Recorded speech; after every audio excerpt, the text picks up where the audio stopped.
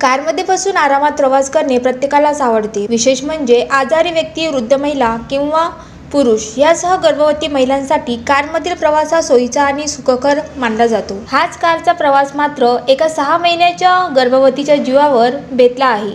जळगाव जिल्ह्यात एका कारने दुभाजकाला धडक दिली, त्यानंतर आग लागली।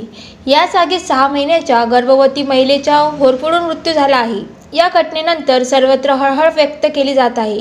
गाडीचे सगळेच दरवाजे लॉक झाल्याने हा दुर्दैवी प्रसंग घडला आहे। मिळालेल्या माहितीनुसार जळगाव जिल्ह्याच्या जामनेर येथे गाडी जळून एका गर्भवती महिलेचा मृत्यू झाला आहे। महारातून परतताना या महिलेवर कारने घाला घातला आहे। विशेष म्हणजे पतीच्या समोरच पत्नी जान्हवी मोरे हिचा होरपळून मृत्यू झाला आहे। आरटीओ कारवाईच्या भीतीने हा अपघात झाल्याचे प्रत्यक्षदर्शींनी सांगितले आहे। महामार्गावर गाड्यांची तपासणी केली जात होती।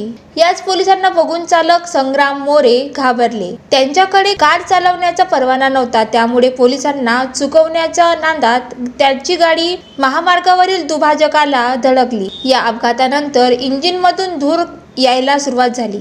ही घटना घडल्यानंतर महामार्गाच्या बाजूला असलेल्या काही लोकांची तसेच पोलिसांनी घटनास्थळी धाव घेतली। त्यांनी गाडीचा काच फोडून संग्राम यांना बाहेर काढले, परंतु गाडीमध्ये खूप धूर झाला। बाहेरच्या लोकांना गाडीमध्ये आणखी एक व्यक्ती आहे हे दिसलेच नाही। त्यानंतर काही वेळाने गाडीने पेट घेतला। यात गाडीत असलेल्या जान्हवी मोरे यांचा होरपळून मृत्यू झाला। जान्हवी या 6 महिन्याच्या गर्भवती होत्या। संग्राम यांच्या डोळ्यात देखील त्यांच्या गर्भवती पत्नीचा अंत झाला। Vidarbha city news, Jalgaon.